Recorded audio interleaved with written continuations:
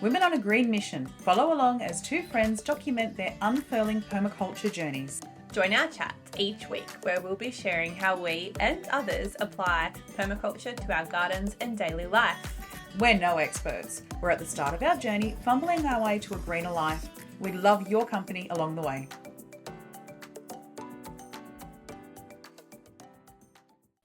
Hi! Hey, how you doing? Trying to get everything together and zen out this morning, Jo, with my tea and... Oh, you've got a tea. I got tea. I've actually got my hibiscus tea from Elle. Oh, from Elle? Yes, nice. I'm loving it. It's nice, hey? It's gorgeous. And I found I didn't need any sugar or honey in it because it's kind of sweet as it is. It's sweet. And the colour, I don't know, I've only got a little bit left in the pot. I don't know if anyone can see that, but it's just the most bright red. Gorgeous Purpley red and pink, and it's so good. Mm-mm. Yeah.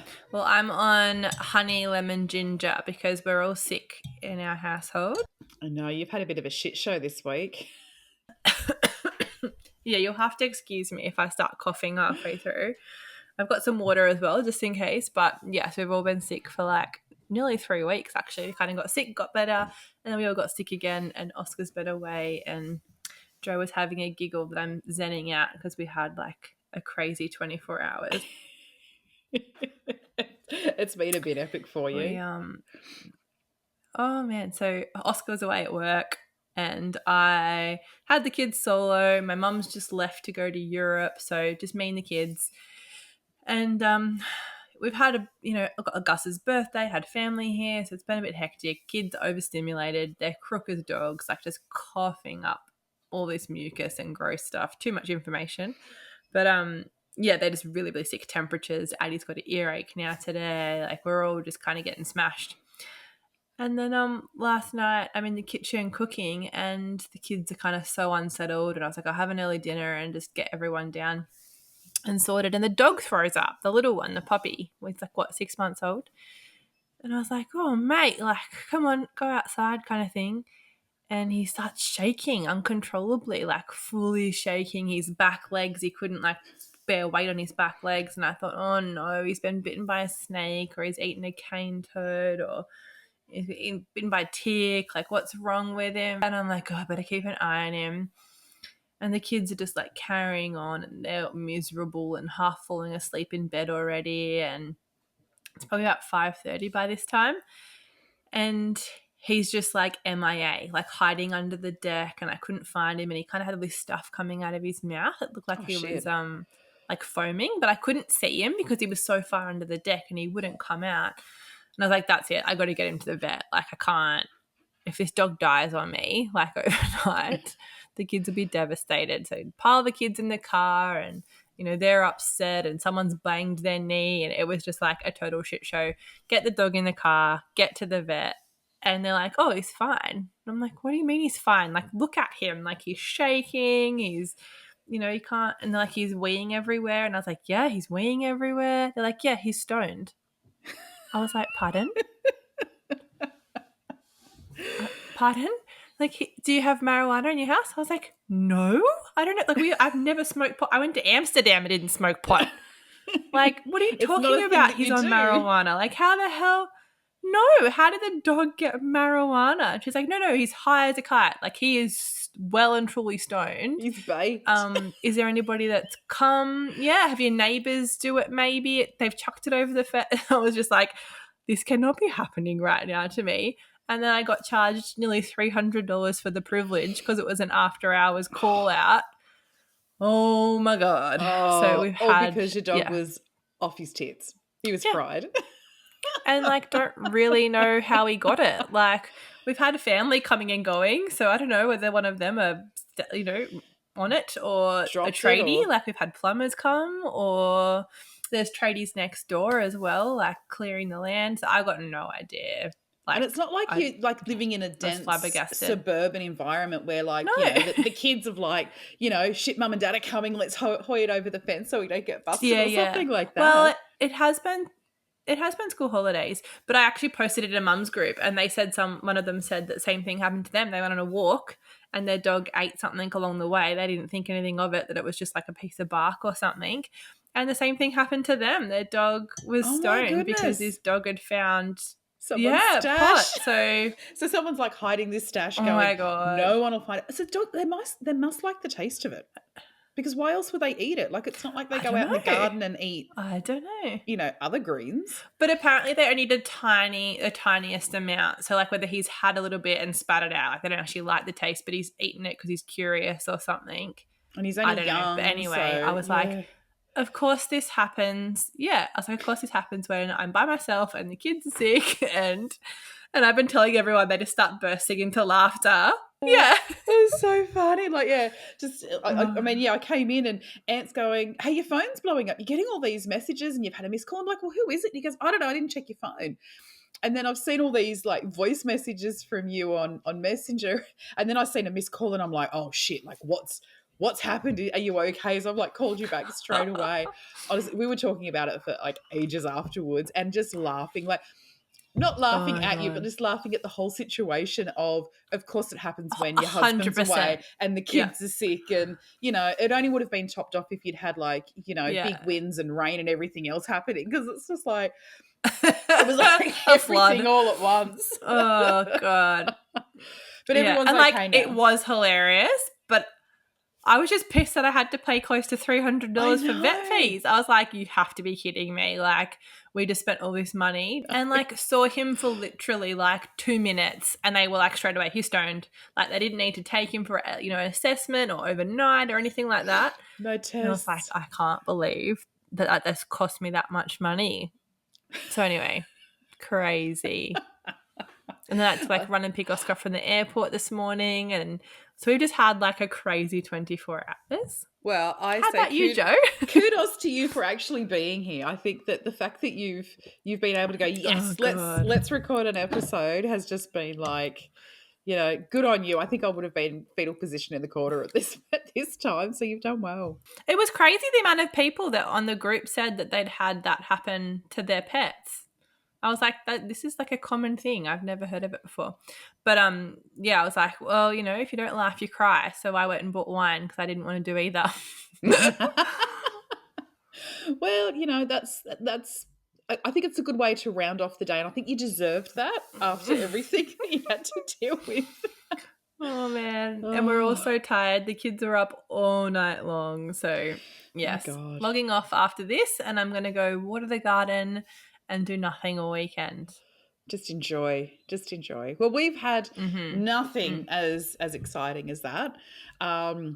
What have we been up to? So we've gotten the fence is finally fully finished for the second garden bed, and I've been contemplating what I want to do, whether I wanted to do in-ground beds or raised beds. I really want to do raised beds because, I'm looking at, as we get older, and not that we're old, but as we get older, just making life easier. So we're contemplating how we're going to go about that. And I'm thinking maybe I might do some pallet beds as a temporary measure because, pallets are free, and go for just the pine pallets, the untreated ones, and then just, give them a good stain or an oil, line them with geofabric on the inside. So at least I'll get sort of that 4 or 5 years out of them, and then maybe replace them. I don't know. I don't want to be using treated timber, and I don't want to be, going out and spending an absolute buttload of money on, formed garden beds.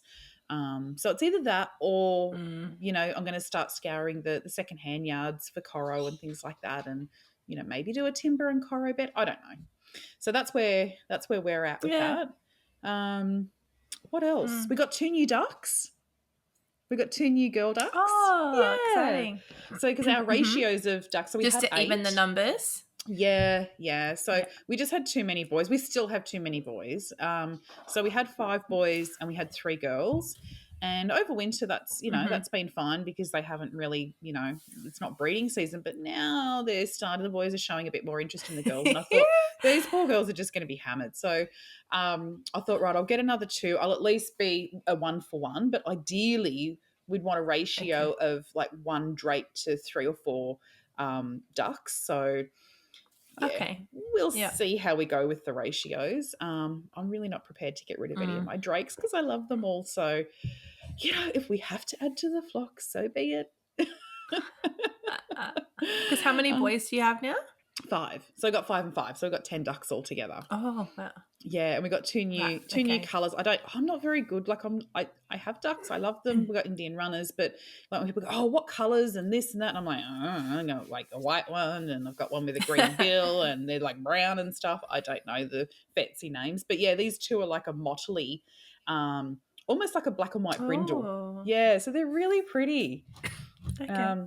Yeah, so that was exciting, and that's really been about it for us. We haven't really done that. It's just been fencing and getting that sort of repairing the coop. We had massive winds here last weekend, and the shade sail that we had behind the big coop just didn't hold up the way we had it in. So we had to, as you do in the wind, because we don't do anything with big wind catching objects when it's not windy. We wait until it's windy and then we go, oh, now we'll fix it.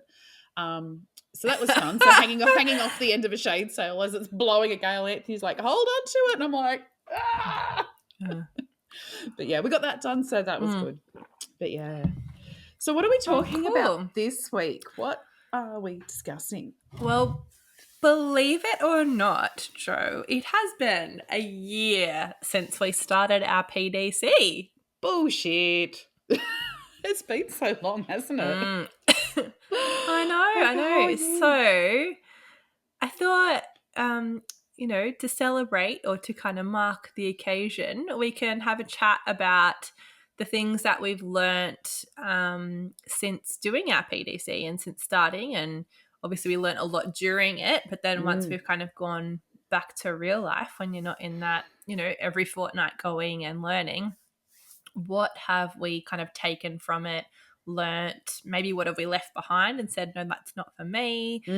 Yeah, just kind of where we're at a year after our PDC, where we're at, and how we're feeling, I guess.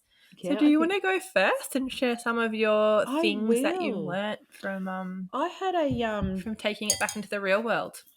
Yeah, I had a really good think about this for a while when we sort of talked about, do we want to discuss this? And I thought, okay, what have I learned? I thought I've learned so much, like from a practical sense, I've learned a lot, but I thought, no, I wanted to actually go, sort of deeper and broader. So I've come up with, I think, 5 key things for me that I've either learned or it's really embedded for me.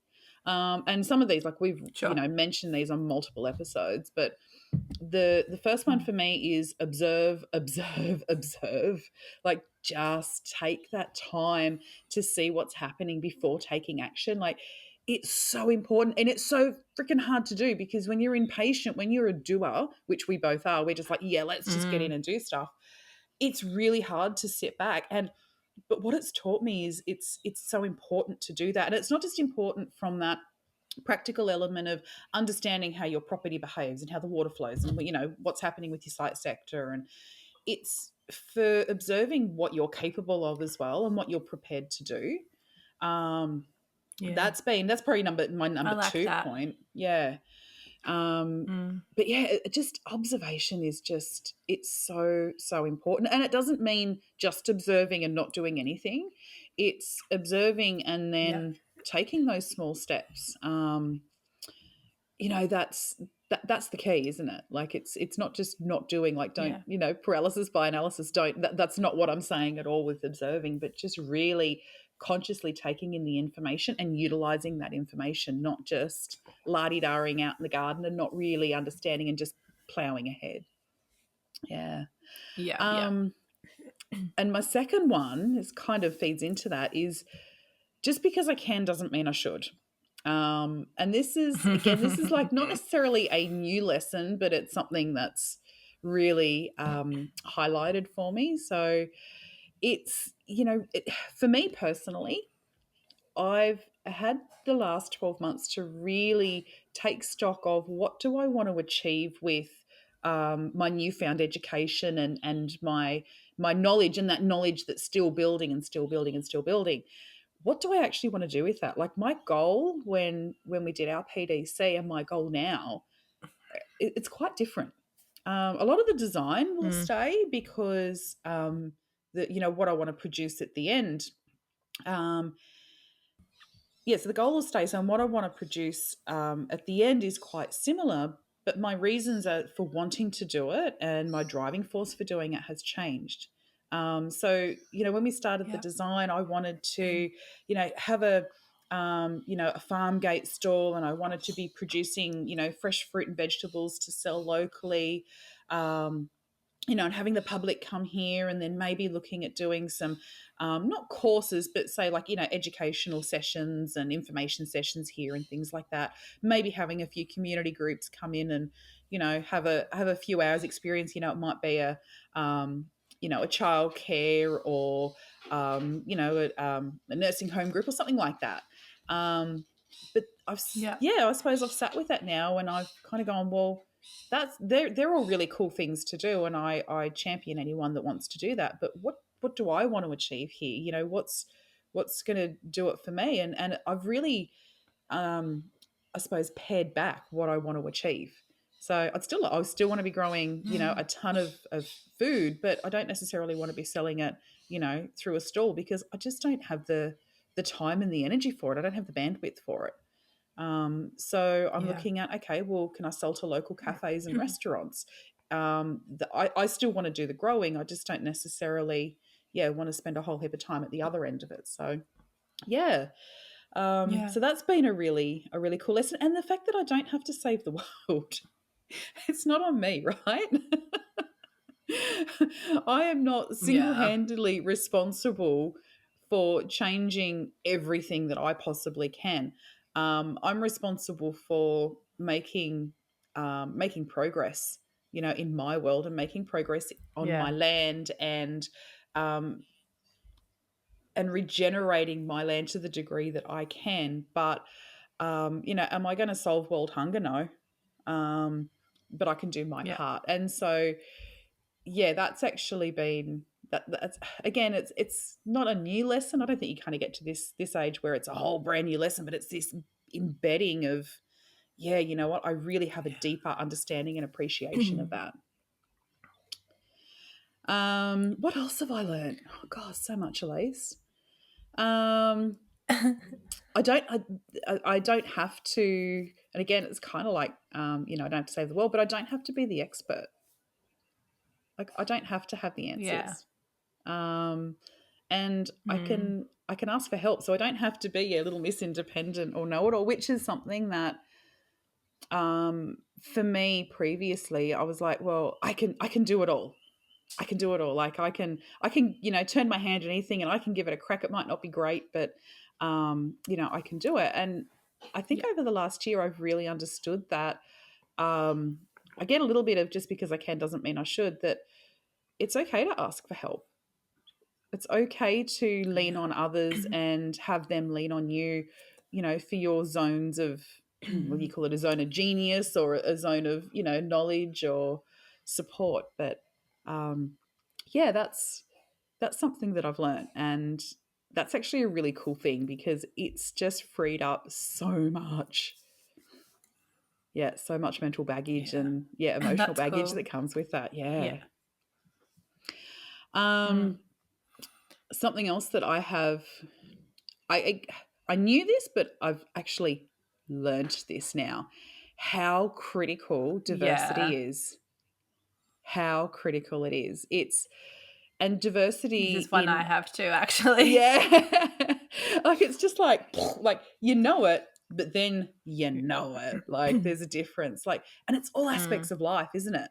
Like, it's in the Yeah. garden, it's in the opinions of people that you talk to, it's in the methods that you use. Like, no one method is suitable all the time, and that's methods of anything. So methods of mulching, methods of creating a garden bed, methods of, preserving food. There's a time and a place and a method and a way of doing things all the time. And having this kit, this bag of tools and tips and knowledge and people that you can tap into. And also, with Mm. that diversity, it's working on the edges of things. Like, one of the principles is, of using the edges and valuing the marginal. It's the fringes, right? It's working in that, Yeah. sort of in that boundary zone, without going too far one way, too extreme for too long. I mean, we all talk about balance, like, work-life balance and things like that. And I think that we work so hard in kind of walking this straight line all the time right down the middle. And it's like, no, no, no. Balance is something that is in flow. Like, it is always moving and shifting. And Mm. sometimes we're a little bit this way and sometimes we're a bit that way. But it's Yeah. using that. And I suppose that comes back into, um, understanding that you can't do it all and you've got those people around you. Like, there's just such an amazing community, that you can just tap into those Mm. people on the edges of things, and they can bring that knowledge Yeah. in. Yeah. Mm. And finally, again, this is not so much of a lesson learnt, but a deeper understanding is, do things in small, bite-sized bits. Don't make huge Mm. plans and then try and implement them in one weekend. That is Yeah. something that this year has really, really, I suppose I've relearnt that, you can say, because, we come away Yeah. from our course and we've got this design and we've got all these tools and techniques that we've learnt, and we are all so excited to get started. And, I just went, even though we were taught slow and small solutions, start small, observe, observe, observe, we were taught all of that. We came out of there and we were just like, let's get in there. Let's get it all done right now, because there's so many things we want to do. Yeah. Yeah. Yeah. And of course, when we started doing that, we got all these little spot things done, or started, but nothing closed out, nothing finished. And that created a level of frustration, because you've got all these half projects done and none of them are finished and closed out. So that then put Yeah. pressure on us, where we just didn't need that pressure. And so probably I'd say maybe at that sort of 3 or 4 month mark after we finished the course, we went, okay, let's just pare this right back. And that's where we went back to our why, and we went back to, hey, what is Yeah. it that we really want to achieve here? Like, what are we trying to achieve? And that's when I reassessed about the stall, and how we were going to grow and then be able to share our abundance with other people. So it was, small. Actually having gone through that process was the thing that caused me to take a step back. I don't think I would have necessarily have continued to take a step back if I'd started that way. I think I needed life to kick me up the backside a little bit to just remind me that, hey, you know what you've Yeah. actually been taught, this stuff works, and you need to implement it. So that's been, Well, that's yeah, good. that's really been my key takeaways. And it hasn't been, hey, to grow a beetroot, you need to do this, or to grow a carrot, you need to do that, or create your garden beds this way. They're all really cool tools. When we've learned a lot, like we've learned a lot of really cool techniques that we've implemented in Yes. the garden, but they're just techniques. They're not those bigger picture things that have caused us to take a step back and go, what are we doing here and what do we want to achieve? And then being so satisfied when we do something and we do achieve that. And it's like, hey, we created this. This is awesome. This is fitting into our plan. And the other thing we found with that is, when we do that, things happen easy. We're not struggling. We're not up against it. We're not getting frustrated.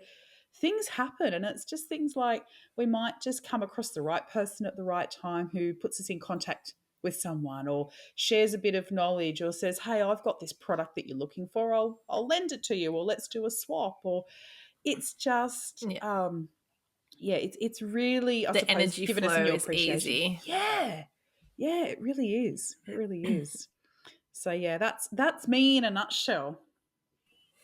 Yeah, I had some similar to you actually. So probably a good segue to my first one is, and I'm still learning it. I don't think I've fully landed here yet, but learning to go slow. Like that's Yep. such a big thing for me. And I'm so torn. I am still really torn about this, because I want to dive headfirst into things and I want to get shit done, but I know that I need to go slow. And I feel like there's almost a disclaimer with this one as well, like slow, but for some things. Like that's kind of how I feel Yeah. about this one.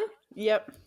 And Will kind of made a good point when we were talking to him, that like the idea of things being temporary is okay and it's good, especially when you're first starting out. Slow for, certain things, but also let my natural urge to want to do things happen, and just know that those things are probably going to be temporary, and not to invest too much time and effort or money into those kind of endeavors. So I'm definitely still learning to go slow, but I think, yeah, there's a disclaimer that I'll really never learn with some things to go slow. um, and then another thing that I learnt from Will, when we spoke to him recently, was that concept of like needing to constantly do a site sector. Mm-hmm. It's not like a one and done. And I know that comes back to observation, like to keep observing to see how things are affecting other systems. But I think actually doing a site sector, not just observing, but putting all that data onto a site sector plan is really valuable, because you can see how things have evolved. You can revisit some of the ideas, things that you might want to change.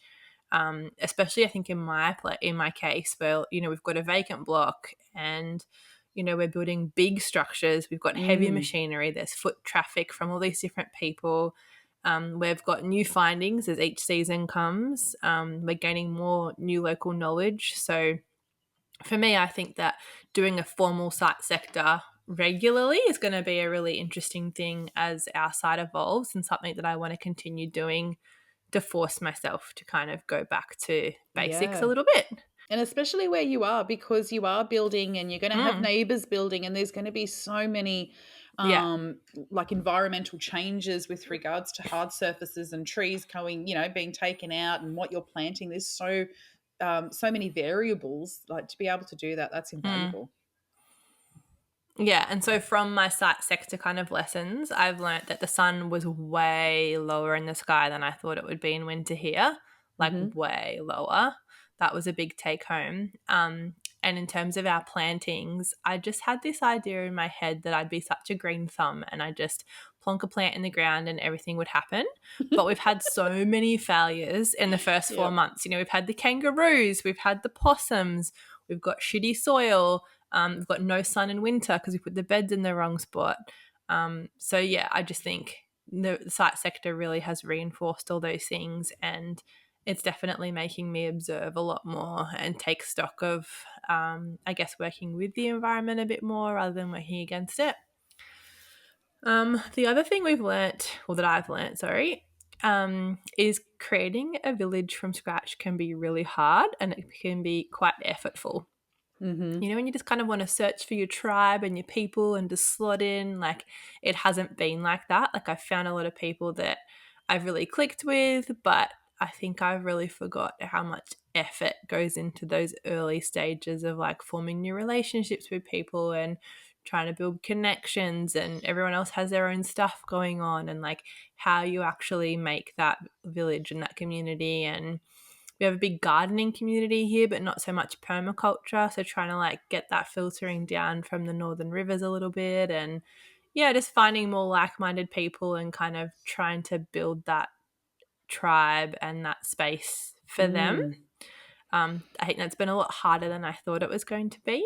Um, and not just in a permaculture sense, but like finding mum friends and finding, new relationships just as a friend. Like, those things have been quite tricky because the kids aren't at school. So we don't have, school drop off and things like that to meet new people. Yeah. So I think It's really that the people care support side of network, isn't it? things. Like, it's that support network of, Yeah, yeah. finding those people that, you can gather around you, and you can gather around as well. Yeah, yeah. And like, they've got a lovely street and everyone here is so nice. But yeah, just finding those people that, you can really rely on and end up being your like ride or die kind of people, I guess. So yeah, I think that's been a big lesson. Like, I was very motivated to get into the people care side of permaculture because it's something I didn't know a lot about, and I really wanted to kind of embrace it with open arms. And yeah, it's just not been as easeful as I thought it would be. So that was a big lesson.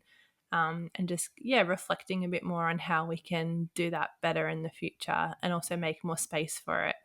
Because, like, we want to start permaculture Mm. at the pub, but it's like the whole time factor, and, you're the person who organizes it all and all these little things. So, yeah, we're kind of still in that. But it's definitely a lesson that I'm learning a lot more. It takes time. Another thing that I had that was similar to yours was the concept of abundance. So, like, more is more. Like, there is a tipping point where things are hard work, but then it gets to a point where it tips over and it ends up being less work because, your diversity is working for you, and you've got the polyculture, and you've got, beneficial insects coming in, and those kinds of things like green manures and intercropping so you don't get weeds, and, smothering things out naturally. So, like, all these things, like, more is more, and to really embrace that as much as possible. And I think as well, because we don't have that much diversity, I've really felt that lesson that, things are getting eaten, and things aren't thriving as well as they could be. So, yeah, that's something I definitely have learnt. I've learnt that bartering is doable, and to really try and embrace an alternate economy and try and see how much we can bring that into our lives. Yep. I was really inspired by Matt and Lendel's book. I don't know if it's Grown or Gathered or The Village. One of their books talks about trading flowers for things they need for a whole year. And I was really inspired by that. And then going to Brett's and learning more about bartering and how he does it. Yeah, I really think it is doable. And it really opened my eyes up to that. There's people we've been talking to about it recently. So we're kind of dabbling in that more and more. But I think that lesson of, it is actually doable really landed this year. We haven't done it, like, we're not living like that, but I think just the lesson that it is doable and to keep trying has really been a good one. Yeah, that's awesome. And the last thing, which is very not permaculture, but I guess is in a way, is that aesthetics are really important to me. I think that's really sunk in this year. Yeah, I guess. But, like, it really hit me this year that, people are like, oh, you can just do this and set it up like that and, have this and that. And I was like, you know what? No, like, my garden and my space inside my house and my flow of energy gets affected by aesthetics so much. And I just really want it to be beautiful. Like, I want all the flowers. I know those things are all beneficial and they have their own purposes, but just aesthetics alone are really important. And I think it's going to be a huge factor in our garden. And I want to be drawn outside, and I want to see the sun twinkle through branches in a certain way. And I'm very conscious of how things are going to look.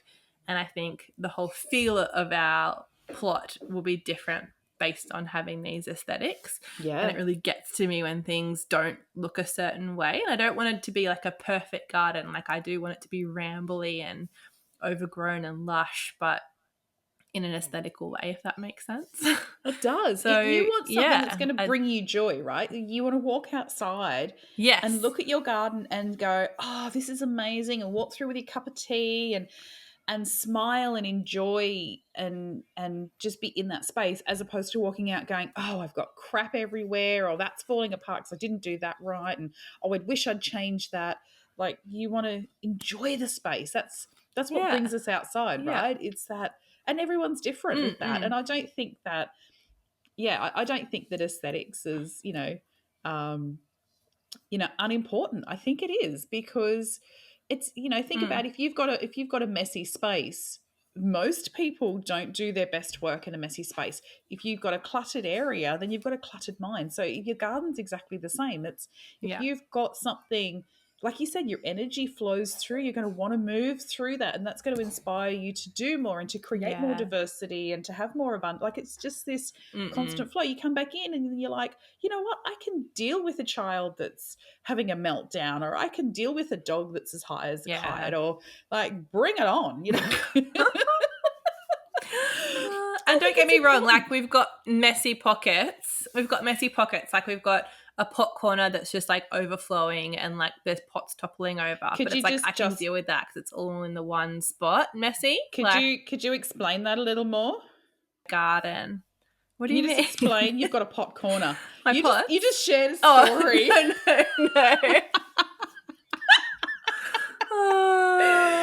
My plastic pot corner. Not my marijuana pot corner, Joe. I didn't even twig when you said that. That's how unconnected to weed and pot I am. Like, didn't even twig. Did not even twig. My warped brain just went straight there. Anyway. Anyway. So we have messy pockets of our property. But yeah, I really want to make sure that that's also at the forefront when we're planning and when we're considering our site sector and putting things in that, I can see nice things out the window and it is aesthetically pleasing, because I think it's really important to me. I didn't realize how important it was until I did the course, because I think we touched on one of our first episodes, like the reason I did Brett's course was because he kind of makes it functional and beautiful and work for him and all those things. Whereas I've been to other permaculture places, and I think it does get a bit of a label sometimes as being like messy gardening, because people Yeah. collect things and, you're environmentally conscious. So you want to, save scrap metal and save pieces of wood. And that can be very, space hungry and takes over the garden a little bit sometimes, I guess. So there is that tendency that people can see it as, being a bit ramshackled or a bit messy. So once I did Brett's course and just in planning our place, it's definitely a priority for us. It's So funny they're all I think that's all of them. It's funny that Yeah. you sort of say that, because I'm just thinking about, and I'm going to totally, just talk on behalf of my husband, but I think one of Ant's lessons when we were doing the course, and it was when we'd gone out to a few different properties, and there was gates that weren't attached, and it was like, oh, we'll just pick the gate up and move it to go through. And he went, oh, like other people have this too, and I'm like, yeah, honey, yeah, they do. Like not everything has to be perfect, because he's I wouldn't say he's a perfectionist, but when he builds something, he wants to make sure that it is, as slick as he can get it and as finished and complete as he can possibly get it. So he doesn't have to think about it. It's out of his brain and it's done. But sometimes that's not the reality, and that's not doable. You might need to do something, 50%, and know that you're going to come back to it the following day because you might need it, more equipment or whatever that is. So he had the opposite of, oh, okay, you know what? It's okay for it to be a little bit messy, and it's okay to have those messy corners and things like that. So I think it's just, it's both sides of the coin, right? Yeah, totally. I think, and that's the point, like we've both taken different things out of the course and into our life. And that's because permaculture is, a set of design principles, and it's a way of thinking about the world. It's not a gardening course like we initially thought it was. So I think everybody can take something different out of doing a course, and how you implement it's going to look so different depending on your context. So exactly, I thought it was nice that we could kind of share what we got out of it, and how different and similar as well, I guess, some of the things were that we've learnt. So there's definitely some crossover there. There is one more thing that I learnt that I want to share. Oh yes, sure. I like people more than I thought I did. Oh, how surprising. I know this sort of sounds like, oh, I hate everyone, but not at all. But, I think sometimes when you're not with your right tribe, like you're talking about, finding your community and your tribe. And if you're not with the right people that lift you up and give you that energy that you can be yourself with, and you've got those things in common with, it can drag you down. And I think that for a lot of years, I was maybe moving in some circles that did that. And I know I was moving in some circles that did that. And so it was always this massive effort to spend time with people, or I'd walk away from there just being so judgy in my head, just going, I can't stand them because of X, Y, and Z. And now I'm finding that, if there's an event on, I'm like, oh, I want to go to that. Whereas years ago, I'd be like, oh, no, I want to do anything but go to that. And so it's given me this new appreciation and invigoration for spending time with awesome people.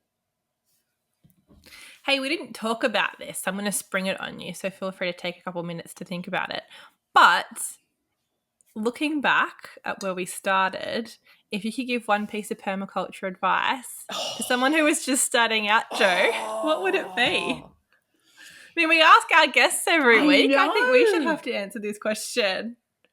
You've had time to prepare. No, I didn't. That was literally off the top of my head just then. You cover. Literally, okay. I was like, you know what? That would be a good idea to ask us. Okay, I think my one piece of advice is be open and adaptable. Be open to that feedback. Ooh, I like that. whether that's coming from a person, it's coming from your own body, it's coming from your garden, your community. And yeah, I suppose it's apply, self-regulation and accept feedback, isn't it? It's, yeah, be adaptable. Like, don't think that there is only, one way or two ways to do things. Be fluid and adaptable. Yeah, and take things on board. Yeah.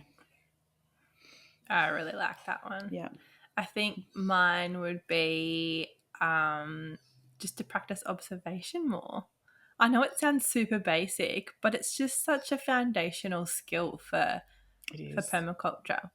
It really is. Whether it's in the garden, whether it's in your own life, your social situations, just observing. And I guess it also ties into that, feedback loop, like you were saying too, but just the power of observation to actually reflect and think and make space for it.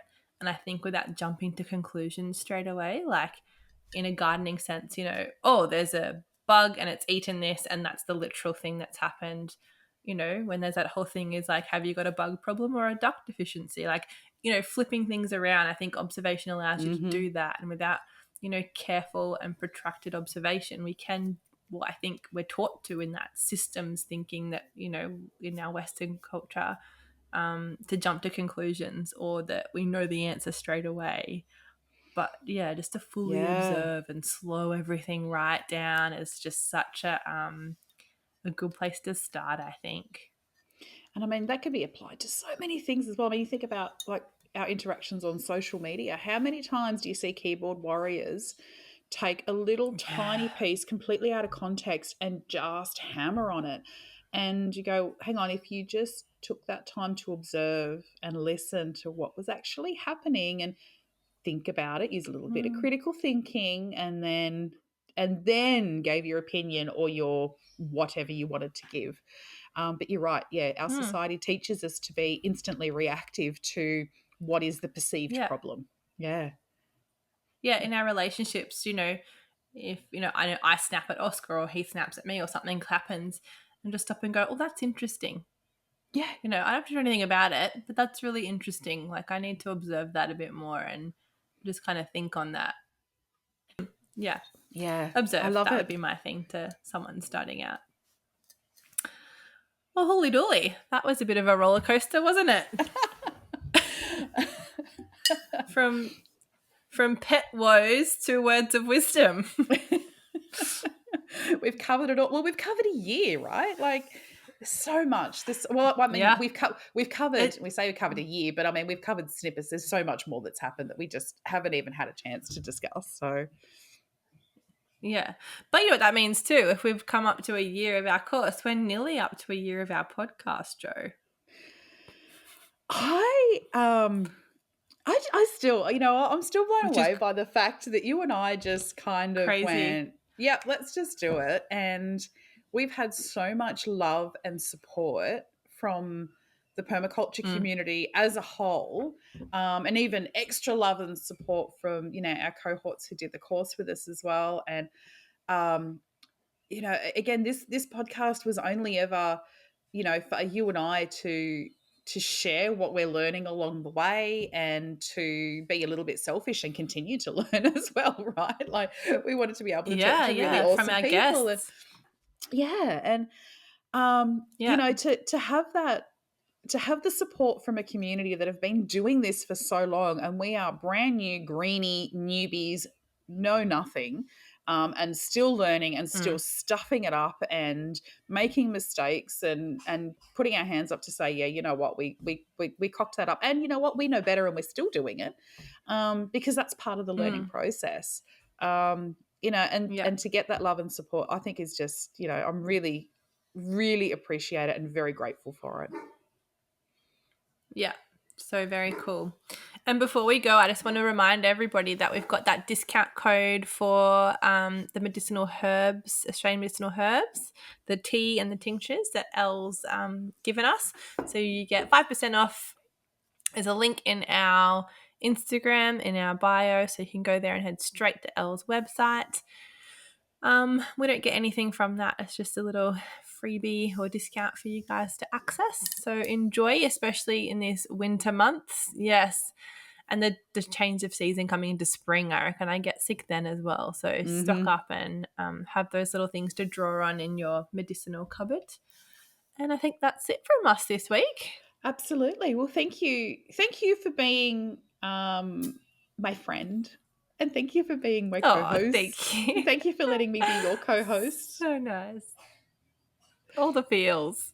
It is. It's been getting a all journey the warm and from fuzzies. Never being able to and like so many lessons, like how to do a podcast and how to work a microphone. Like we're very We've green learned a lot. and we're getting there. We're getting there. We're doing all right. We're all right. Oh, all right. Well, you need to go and you need to go and rest up. I know. No more my dramas. throat going soon. Oh, so yeah, no more dramas, no more fun times. Just go and have a cup of tea. Go and chill out. The kids will get better. You will get better. You're not going to get sick. I'm putting it out there. You're not going to get even more sick. Yeah, I went on to all the supplements and vitamins. So kick it to the curb. Absolutely. Well, we'll see everyone on the next episode. Bye. Bye-bye. Thanks for listening to the Practical Permaculture podcast. Jump onto our Facebook group to keep the chat going and to look for any resources that we mentioned on today's show. Look in the show notes. And if you liked the episode today, then subscribe. Please give us a review and share. And if you didn't, then that's okay. We're sure you'll find the right podcast for you. Bye. Bye.